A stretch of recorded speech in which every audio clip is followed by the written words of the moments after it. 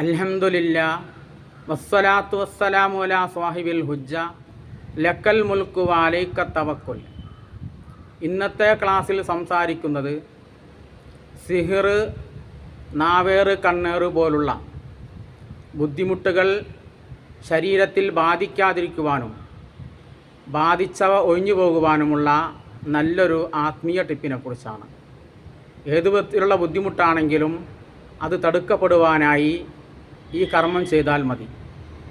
ആ കർമ്മം ഏതാണെന്ന് നമുക്ക് മനസ്സിലാക്കാം. മഹാനായ ഖുർത്തുബി ഇമാം റഹ്മത്തുള്ളാഹി അലൈഹി പറയുന്നു, മൻ ഖറഅ സൂറത്തുൽ മുൽക്കി ഫീ കുല്ലി ലൈലത്തിൻ. ആരെങ്കിലും സൂറത്തുൽ മുൽക്ക് എല്ലാ രാത്രിയിലും ഓതിപ്പോന്നാൽ, സൂറത്തുൽ മുൽക്ക് വലിയൊരു സൂറത്തല്ല, 30 ആയത്തുകളുള്ള ഒരു സൂറത്താണ്, അധികം വലുപ്പമില്ലാത്ത ഒരു സൂറത്താണ്.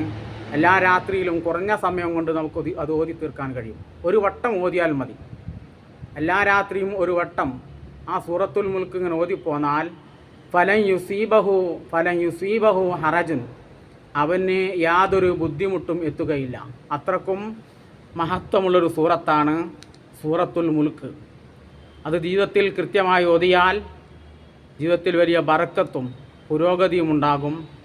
മാത്രവുമല്ല, ഇങ്ങനെയുള്ള എല്ലാ ബുദ്ധിമുട്ടുകളും അതുകൊണ്ട് തടുക്കപ്പെടുന്നതാണ്.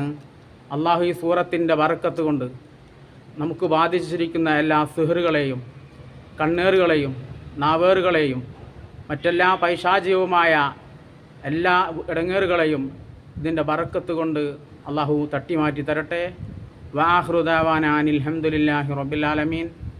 അസ്സലാമു അലൈക്കും വറഹ്മത്തുള്ളാഹി തആല വബറകാതുഹു.